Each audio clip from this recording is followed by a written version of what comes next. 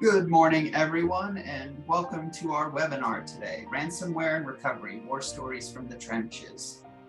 I'm one of your hosts, Jonah May, Product Architect here at CyberFortress and Veeam Vanguard, and I'm joined by Chris Thorne and Anthony Spiteri. Anthony is a lead cloud and service provider technologist at Veeam, and Chris is our senior technical support engineer here at CyberFortress. And today we're here to talk to you about, ransomware, but slightly differently. So we wanted to make sure that, working with CyberFortress, we really get into some awesome stories about, the emotion that comes with a ransomware attack or an incident, right? So typically, if you guys have been on these sorts of webinars over the past 2.5, 3 years, it's full of statistics.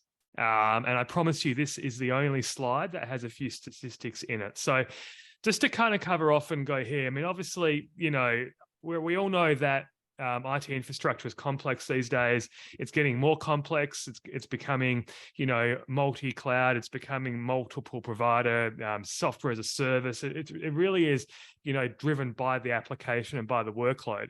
So with that, the threat of cyber attacks, is broadening, right? And in terms of the attack area, it's bigger than ever.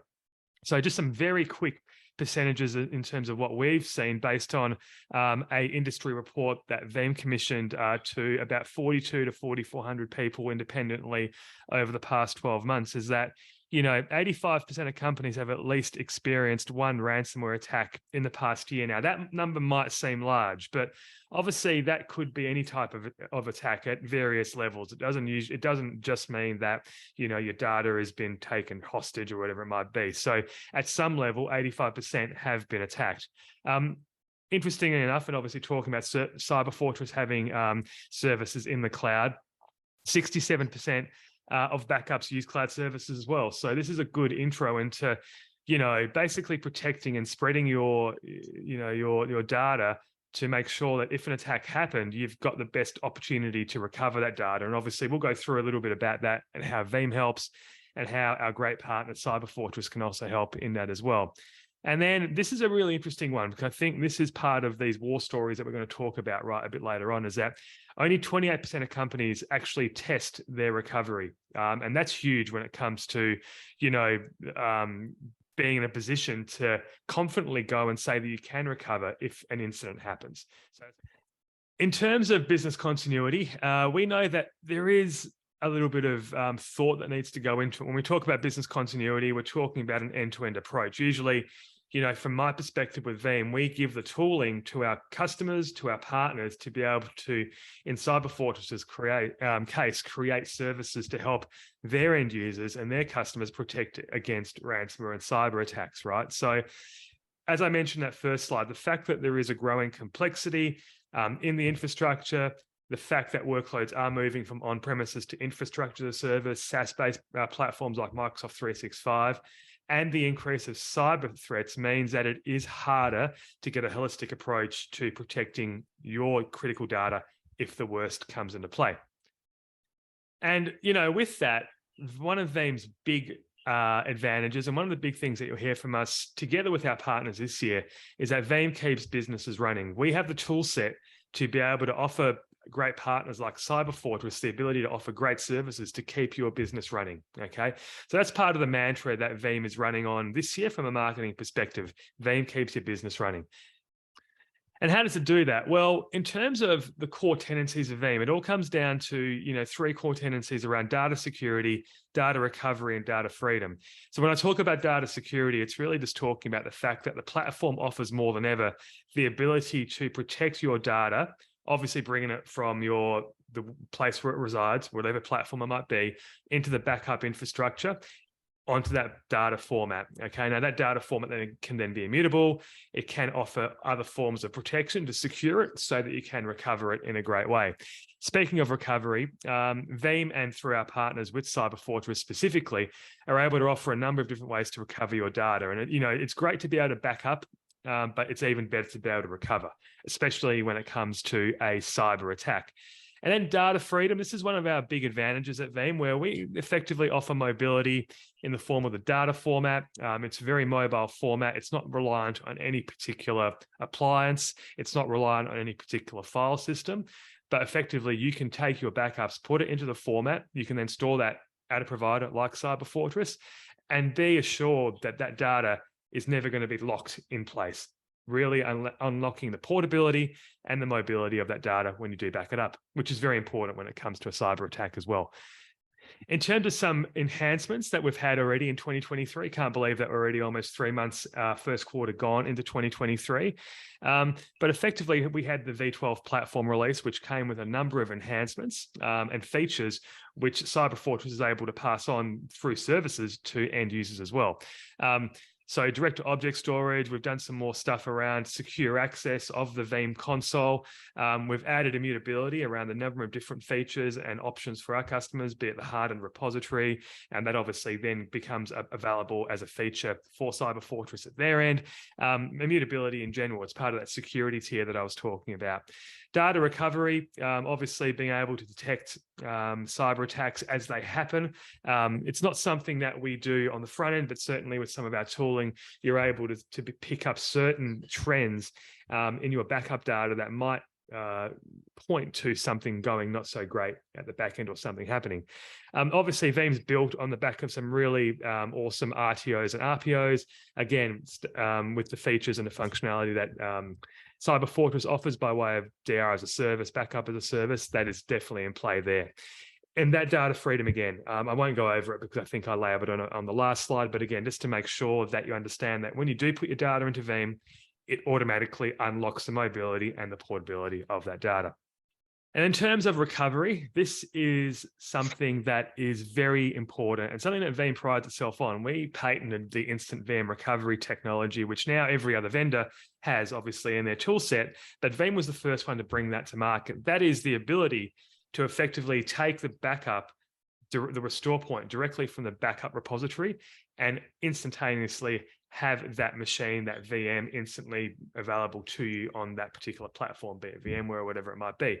And certainly customers can take advantage of that through the services that CyberFortress offer there as well. Granular recovery, obviously, again, very important to be able to go granularly. That relates back to that RPO that I was talking about with our CDP product. You now can go seconds in terms of granularity, but also we offer granularity across the board. 4 levels, be it, that CDP, which is, per second. We've got snapshot-based replication, which goes from that 5 to 15 minutes. And then we've got the point in time, traditional backups. And then we have archival backups as well. So really, Veeam is the only provider at the moment that can offer that range of granularity in your backups. And then from an orchestration point of view, this in the sense of CyberFortress, I will talk about this from the point of view of the automation that we have, the fact that CyberFortress can dig into our automation tooling and leverage infrastructure of code and that sort of thing, PowerShell, APIs, to basically be able to orchestrate the recovery of your data. Next slide. Which we do. We actually offer instant recovery of your BAS workloads inside of our infrastructure, not just DRAS workloads like a lot of cloud providers. There you go. So obviously, that's what I was kind of getting at there. And then that can be done by leveraging the orchestrated APIs and endpoints that we offer our customers as well. In terms of the data freedom, again, I'm not going to go through this in any great detail again, because it's the third time I'm mentioning it, but it's very important to mention it as well. And I guess what this offers is the ability for, Jonah, you guys to take advantage of this and to actually come in here and maybe talk a little bit about how you at CyberFortress take advantage of this portable data format. Well, we love it because our primary resource for recovery is VMware Cloud Director and the VMware platform. So this actually lets us take a whole ton of other workloads, public cloud VMs, Hyper-V, physical agents, Nutanix, RHV, and put all of that into VMware Cloud Director, where when we spin up the customer, we can put them in their own sandbox environment and give them remote console access through a UI. Yeah, great example of the flexibility of that data platform. And that's unique as well in terms of being able, again, just to take it from any backup, put it into any platform, take it over and actually be able to recover it. That's awesome. With regards to our approach, combined approach for ransomware, Again, it really starts from the top, and ransomware is an interesting one, and we'll talk a little bit about these war stories in a few seconds, which is a really exciting part of this webinar. But from my perspective, I always try to talk about this from an end-to-end approach, right? So Cyber Fortress leverages the tool set that Veeam offers them to be able to create the services. At the front end, you need to think about education, okay? The greatest infiltration of a cyber attack is through social means, through employees, right? It's not usually a weakness in the actual infrastructure or, the platform that resides at the business end. It's usually done through some sort of malicious intent or, again, through a weak point in the security. So that's where education comes into play. And then obviously in the middle, that's the tooling that we have. They're able to add multi-layer immutability, mobility of data, monitoring, and then simplicity through that recovery process as well. That's important. But then at the flip side as well, from a business perspective, you still have to think about the actionable steps that are taken if you do have an attack, okay? So that is to say that Veeam Cyber Fortress is part of the story, but it's a wider conversation to have end-to-end from a holistic approach to ransomware. And just in terms of data platform, just to wrap this part of it up, Veeam continues to extend our data platform to cover workloads across multiple platforms, no matter where the application resides. In this day and age, the application drives the end destination for the actual workload itself, and where the data gets created and generated, and then where it gets stored, right? So the ability for us to cover edge, on-premises, cloud, and SaaS is significant. And if you look at the point of view of a cyber fortress here, they have the ability through the tool set, through the platform, to be able to offer you services to protect the data where you see it here. So that's really exciting as well. So I think from that point of view, Jonah, we can move on to specifically Cyber Fortress's services. Right. Don't believe that's the next slide, but I can speak to it real quick. We, at a base tier, have BAS and DRAS for Veeam, that being Cloud Connect Backup, and today Cloud Connect Replication. We have Veeam Backup for Microsoft 365. And currently in early access, we actually have Veeam Backup for Salesforce. So if your organization's using Salesforce, you're interested in getting some backup for it, shoot us a message. We'd love to include you in our early access program. And equally so, now that version 12 is out, we're looking at expanding some of our base functionality. So we're looking at some CDP on top of replication for DRAS. We're looking at some form of hardened immutability for BAS in place of our ransomware insider protection. Today, thank Veeam 11 and 12 and their security and hardening enhancements are making it much better for us to offer services that our customers want. Like increasingly, I'm seeing where customers are asking for true S3 immutability on their backups, not necessarily because they want it, but in some cases because they're actually required to by security audits. Excellent.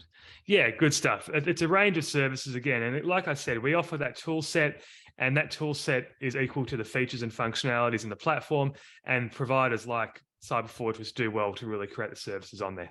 This, I can say, Anthony, this definitely lines up with a lot of what I've seen in the previous year. Yeah, ransomware. I think to a certain extent, ransomware is pretty big, and not just in the last year, really. I mean, everyone knows that. Again, it's a huge threat. It's getting more sophisticated. There's been a huge increase in the attack vectors, the scale of the attacks as well. And I think the big thing that I'm seeing is that there's a lot more of these attacks happening on more high-profile targets. And then what that means is that the level of sophistication becomes refined at that higher level, which means that the lower end attacks, which is the majority of customers, which you guys are on here, that's an example of who we've got on this call, are likely to suffer at the hands of those sophisticated attacks because they've been successful in getting through to those top end companies, if you know what I mean. And then I think from the point of view of just weaponization and hacktivism, and that's words that I don't hear very often, but from a hacktivism point of view, it's just the case of people hacking for the sake of it, non-state affiliated terrorism, or all that kind of stuff. I think what we're talking about there is just kids being kids potentially as well, and that obviously can happen. So yeah, I'm not sure what you've got on this slide in terms of giving some thoughts and feedback.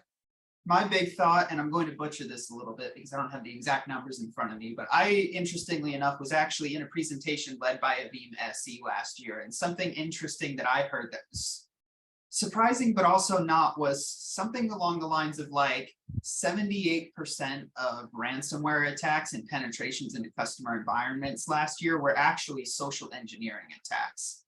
We're increasingly seeing where, kind of like you've touched on, it's not necessarily a penetration point or a security vulnerability, it's the end user themselves, whether they mean to or not. Yeah, one of the things that I've looking at this slide, that comes to mind is I would like to know how many of these companies had no training as far as how these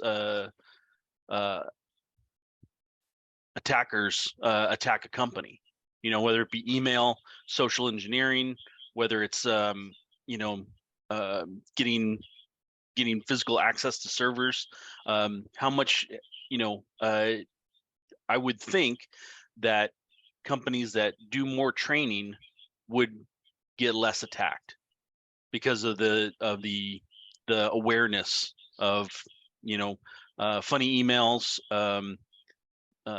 people asking for access to things that they shouldn't have access to, that type of thing.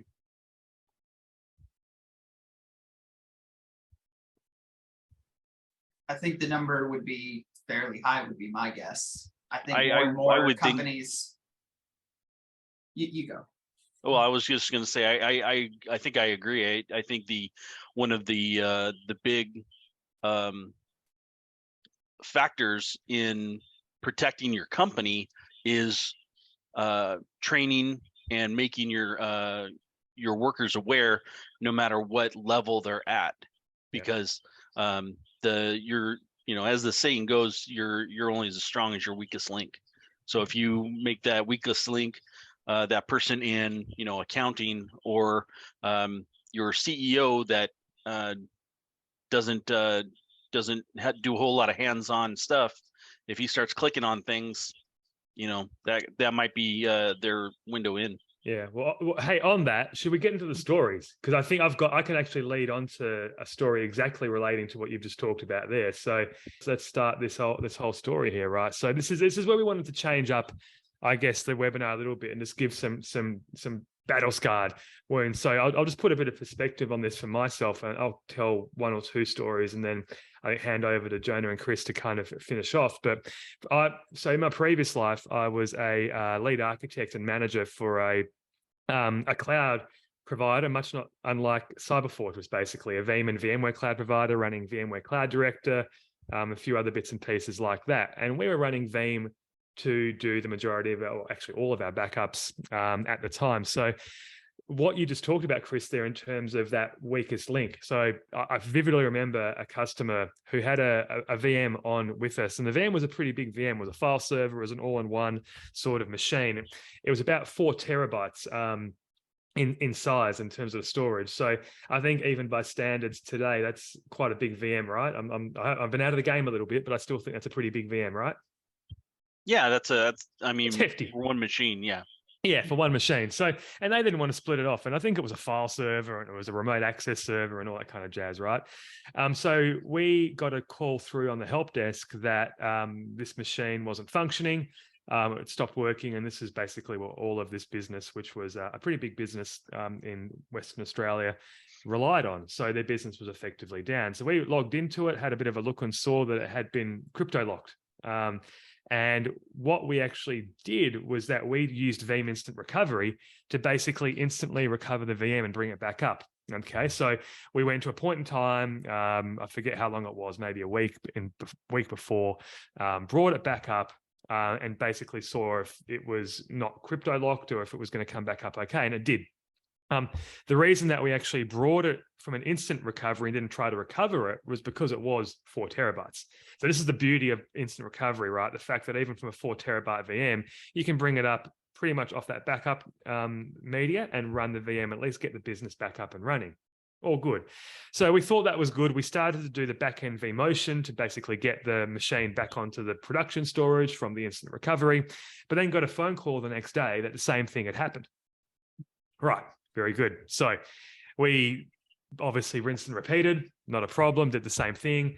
And then, again, had to start the process again, instant recovery, start the vMotion. Then 2 days later, we got a call again.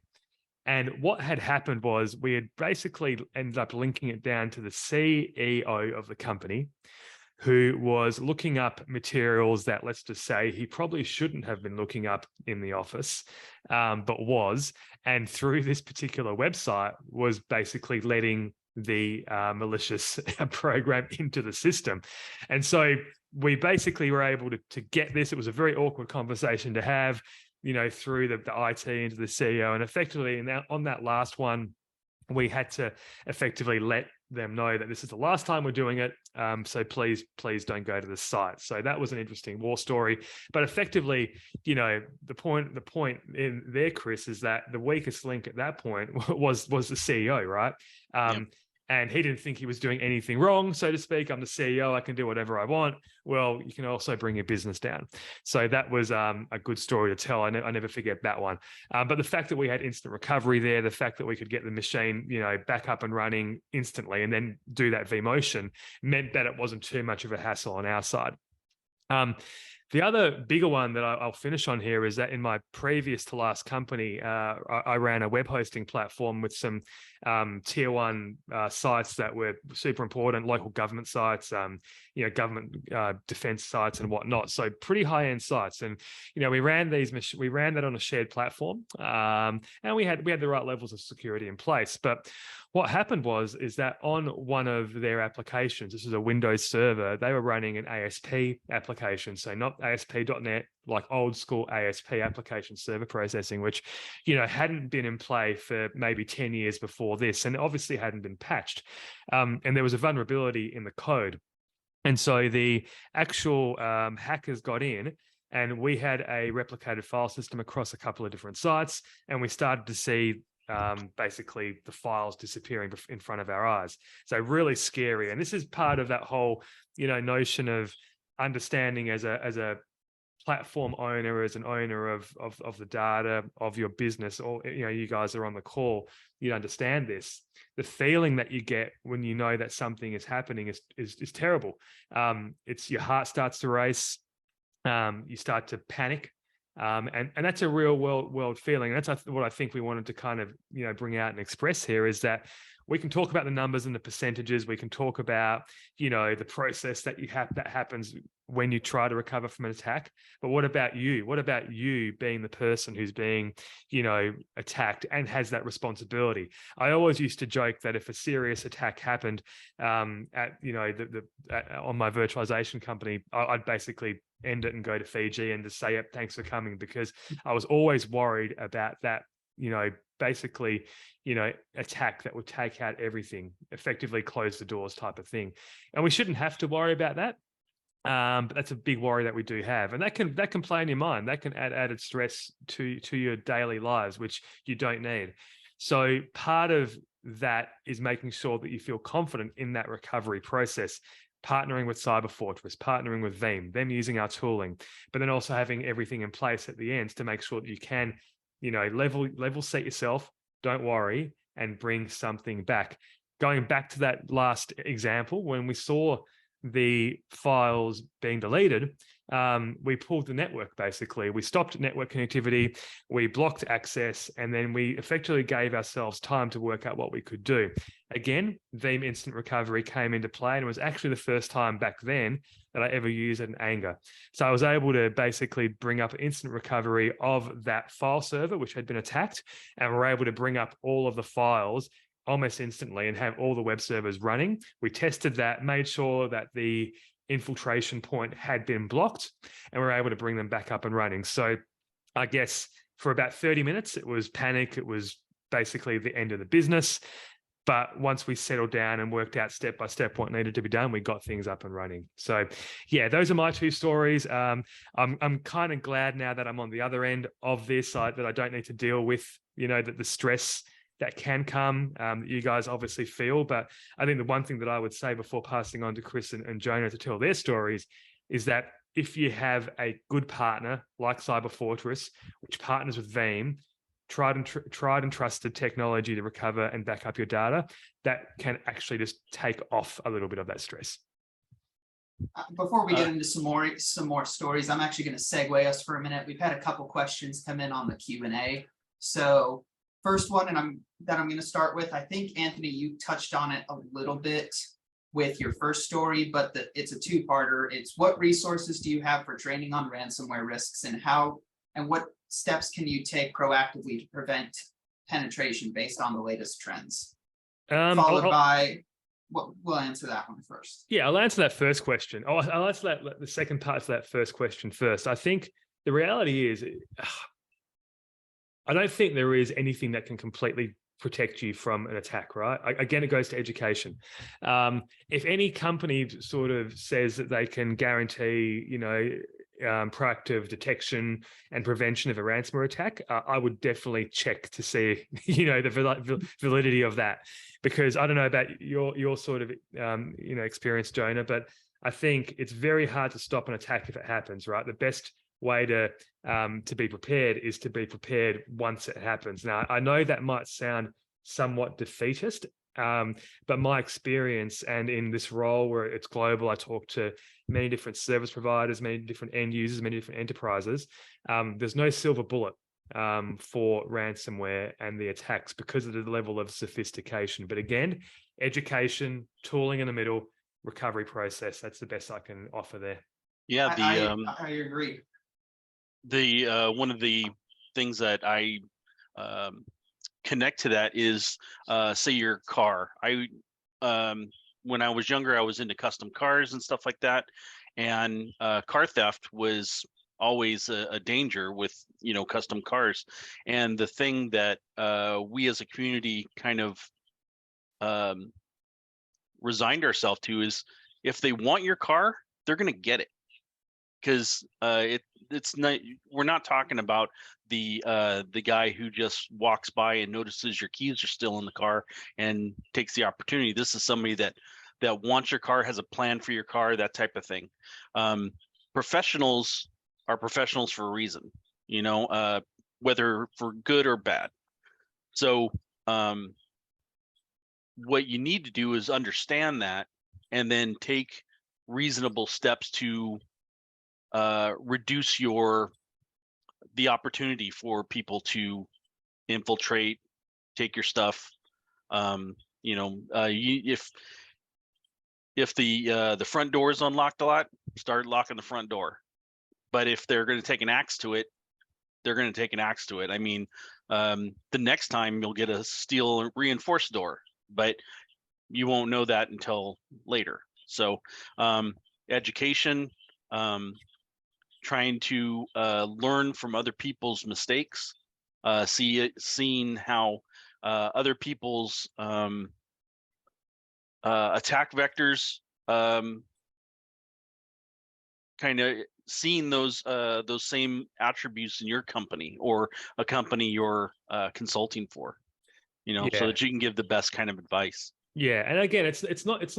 I don't want people to think it's a bit of I would say a cop out or a defeatist attitude to the whole theory about ransomware and cybersecurity and all that kind of stuff. But if you look at organizations today, the CISO has become a very important role in a lot of organizations, right? If you're looking at enterprise and whatnot. Now, there's a reason for that. The reason that the CISO exists is to basically make sure that policy, strategy, enforcement is in place.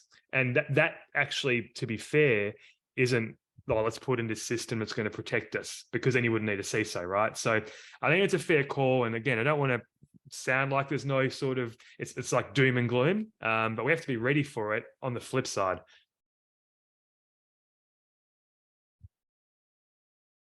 Right.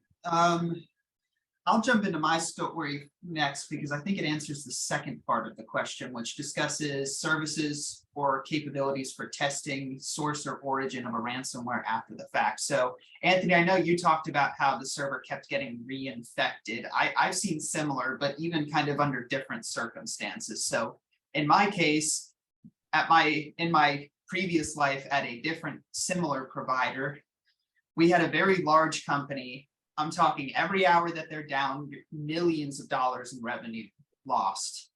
They got penetrated. Everything was encrypted and lost. They had about pre-hydration and deduplication and compression about 100 terabytes of backups with us. And so phase one was very much panic.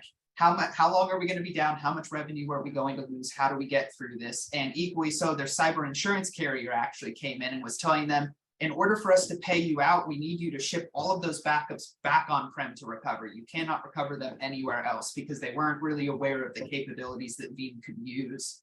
So after a lot of back and forth, we were actually able to get them all 100 machines spun up in about an hour and get it handed off with remote access for about 30 VPN users. And throughout that, we actually engaged a SOC and SIEM company, and we were able to leverage Secure Restore, which is built into Veeam, with the SOC company to go through and actually determine which machine was penetrated at which time and which backups were clean, because the first couple restores we were actually seeing where the ransomware had sat for 3 or 4 days before it encrypted everything. And the moment the servers booted, they talked to time servers, updated their system time, and immediately got re-encrypted until we managed to go back to that point pre-penetration.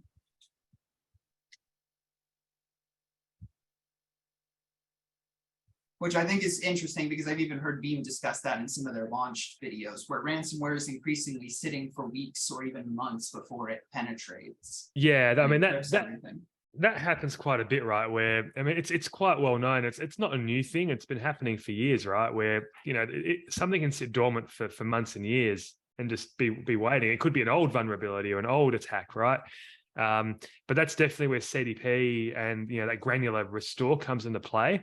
That should give everyone peace of mind, basically, that you can at least try and slide back and see where this where the point in time is right, so you don't get reinfected. One of the things that in the question in the chat was, what about for smaller companies? And I think the Veeam insider protection that we offer is a very accessible type of insurance almost. Have you got a story about that, Chris? Because we do get many people contact us and they've been hit, and their first question is, what do you have for us? And unfortunately, a lot of them don't get the service, the insider protection service, which when Veeam-aware ransomware hits, it'll delete your cloud copies or adjust your restore points so that they self-delete, through retention. And if you don't have insider protection enabled on that, it deletes your cloud copies, and there's nothing really we can do about that. But if you do have the insider protection service, what it does is when the ransomware deletes your cloud copies, your cloud cloud backups from the cloud repository, it'll move them into basically what is like a Windows recycle bin that is not accessible by any customers. It's only accessible to the service provider, to CyberFortress. So the data is still there, but it can't be accessed. So when the customer will log in, they'll say, we don't have anything, but hey, CyberFortress, we got the insider protection. We need to get that data back. What we do is we go into the recycle bin, find the data, put it back. And that it's literally that easy. It's a very under leveraged or underused feature that we have in general. It's great that you guys have it in play, right? Because it just the analogy of what it is in terms of that recycle bin is really good, because the bad guys don't know there's a recycle bin.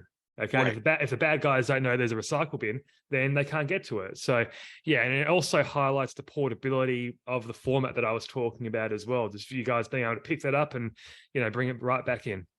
Yeah, it's a tough conversation to have with customers that get hit with ransomware and we don't have anything for them. It's a very I feel for these customers, but when I can when our team can assist them by putting the data back, obviously after they have cleaned up their network.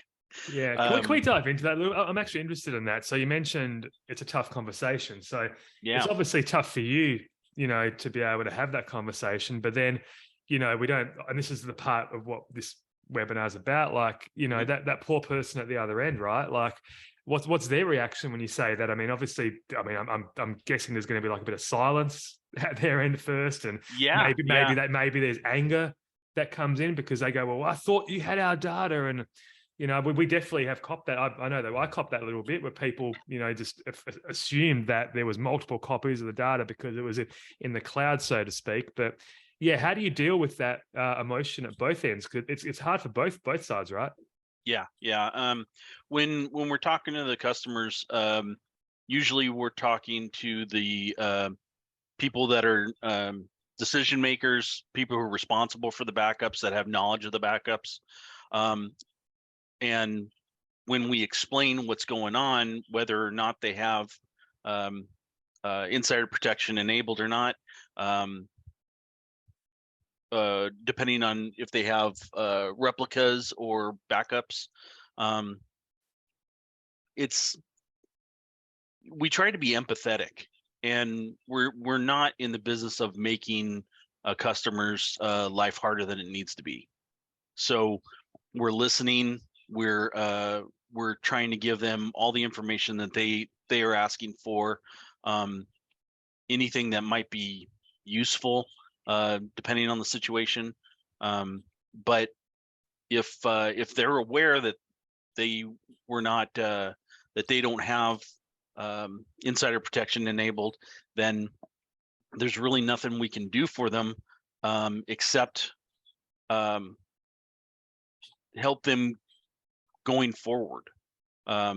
So there absolutely has been some yelling, but you can't take it personally as a support person. Yeah.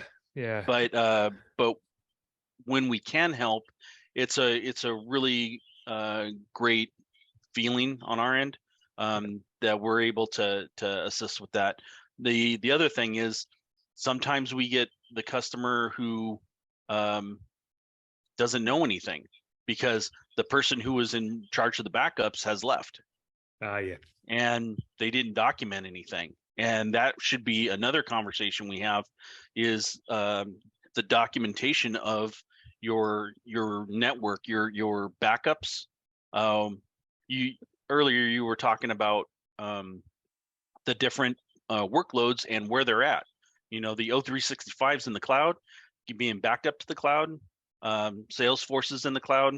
It's got to be backed up to the cloud. There should be each company should have some amount of documentation on how the backups work and where things are being backed up. Right. Yeah, my experience is your typical customer, regardless of their expertise level with the backups, with Veeam in general, typically they come in and they're panicked. Anyone would be. That's the natural response in that situation. Usually they're trying to figure out how they can spin up the environment before there's too much pressure put on them by higher ups, by coworkers, because unfortunately, in many cases, lots of time and thought is put into what is our backup protection strategy? How do we harden our resources? What typically gets overlooked are some of the smaller things. So, for example, common issues I've seen both in disasters and tests, the encryption password is stored on a password vault that's being backed up that then gets penetrated. Well, how do you decrypt your backups then if you spin up a new Veeam server? Or the biggest one I see is incident response plans and proper teams and bridges. So in a disaster, who are your designated contacts who go into a bridge, who work the disaster? What are the periodic touch points to your shareholders, your executives, your end users, in order to provide them periodic updates during the disaster? And who is the designated point of contact for those points?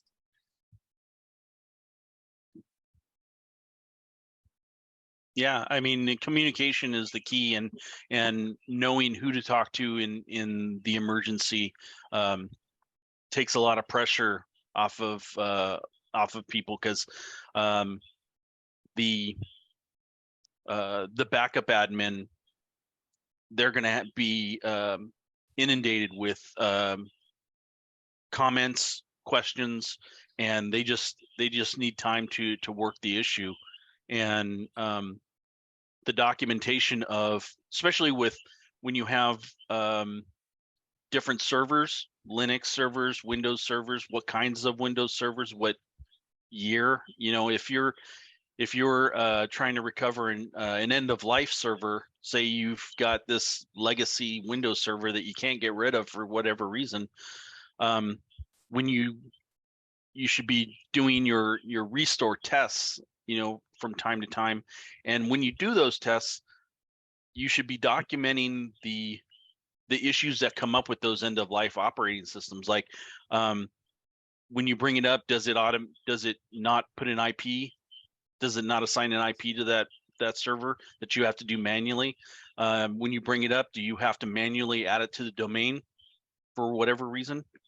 So if you were doing these restore tests and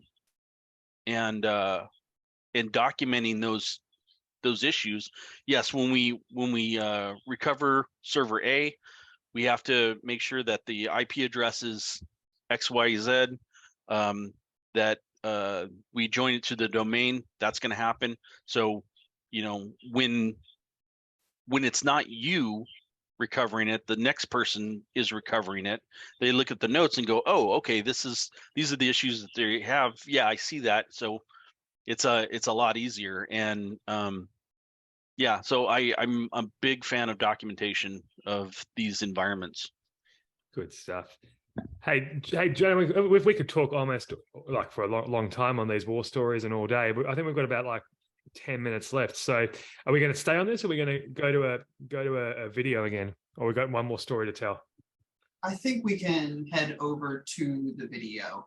Yeah, and I think this video is a great example of how you should feel when you are faced with an attack moving forward, if you've got the right tools in place, that being Veeam and Cyber Fortress.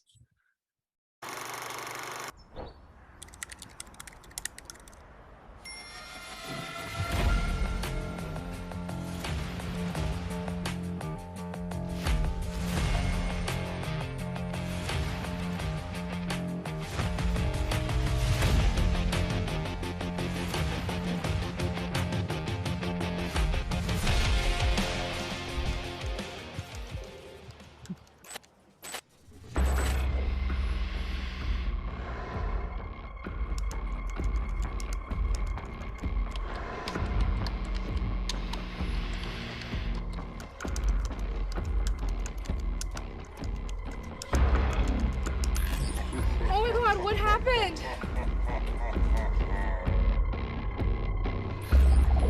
No. Mary, what's going on? I think we've been hacked. Carl, we got a big problem. We've been attacked. Someone's locked us out of the system.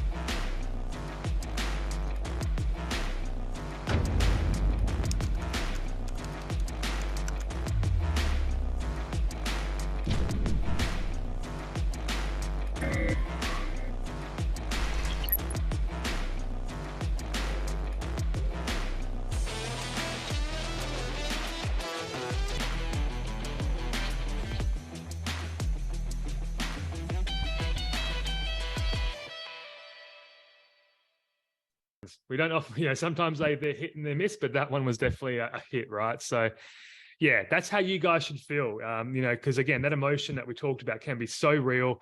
You can feel at sea, nervous, the agita that it creates during an attack.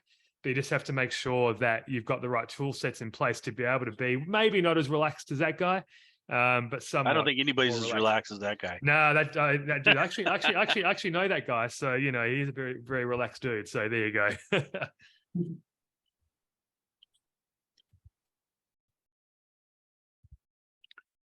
There was a question in the chat regarding the new features in Veeam 12 that will help organizations better protect themselves against ransomware attacks.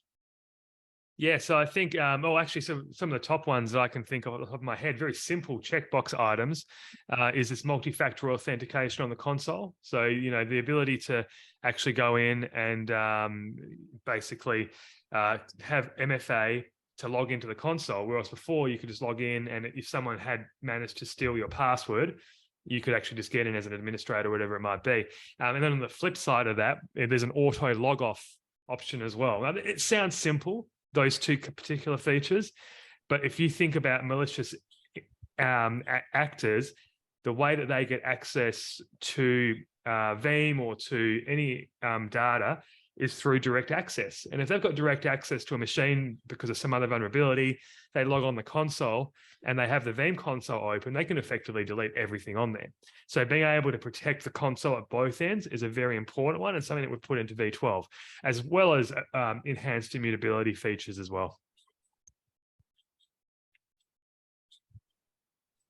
Yep, and some of that are things you can install with version 12. Some of those are services we offer or will be offering in the near future as a cloud provider, such as continuous data protection.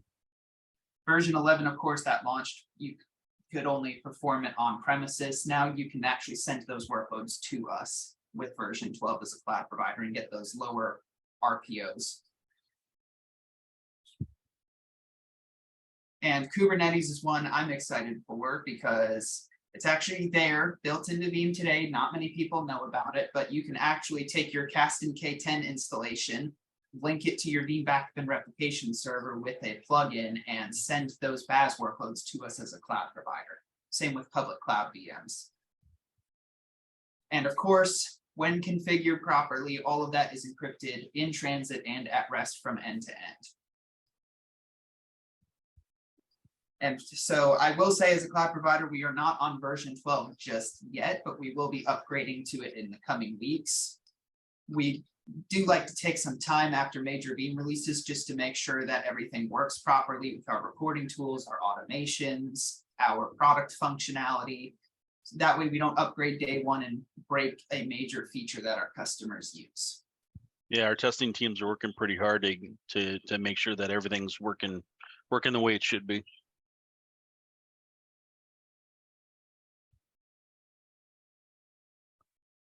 All right. Let me check Q&A here.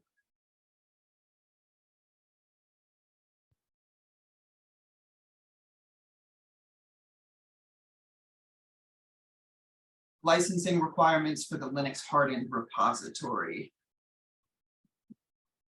Anthony, is that, which license tier is that for Veeam for the hardened Linux repository? Is that enterprise, standard? We've got these new license tiers in V12. So I have to get back to you on that. I think it's pretty much at the entry level. So yeah, don't quote me on that. But yeah, licensing is something that I try and get into my contract to not talk about too often. It can be so complex. But yeah, we'll basically try and find that out afterwards. But there is new licensing and new packaging that is part of V12. It's actually on the website. So I would suggest going to the website. It should be actually there pretty much in big capital letters there, that new licensing structure that we do have.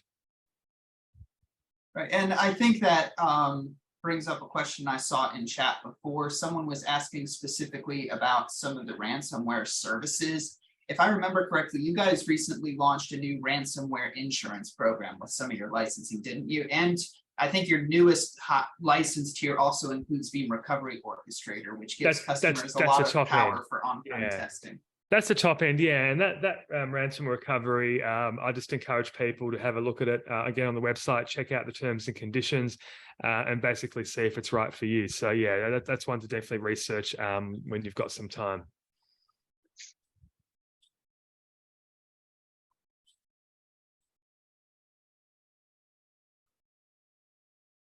Right.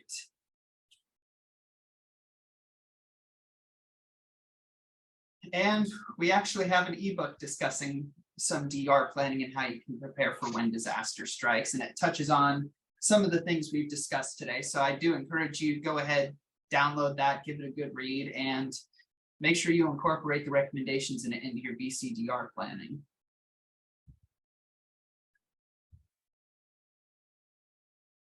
And I don't know, as a last note for some of the smaller businesses, because a lot of smaller businesses are being hit, and their experience is not as high as maybe a corporation. Documentation. You got to write things down. You got to make sure that if somebody else reads it, they can understand what needs to happen. That is documenting your network, documenting where the backups go, what you're backing up, what your plan is for when you created the backup strategy. Communication to anybody in the company is of utmost importance. Well, and not necessarily just documenting also, but going through and doing tabletop simulations and following that run book during a disaster recovery test to ensure you're not overlooking anything and that it actually works if you follow it step by step. I mean, in a perfect world, and I'm stealing this from a thing they say in Boy Scouts a lot. So if you've ever been in Scouts or know someone who's an Eagle Scout, they've heard this. Ideally, you want to be able to hand them your run book, your plan, and they should have no experience with the project beforehand, but be able to execute it based on what you've written up. They should be able to go in, not be familiar with the backup environment, not really know the proper incident response, and read through that book, follow it step by step, and be able to recover your organization. Yeah, and even with a small company, you need to test your backups. You need to validate your backups. If you can do replications, replication failovers to this Cyber Fortress environment could be a lifesaver. Agreed. And I think we're at the top of the hour now.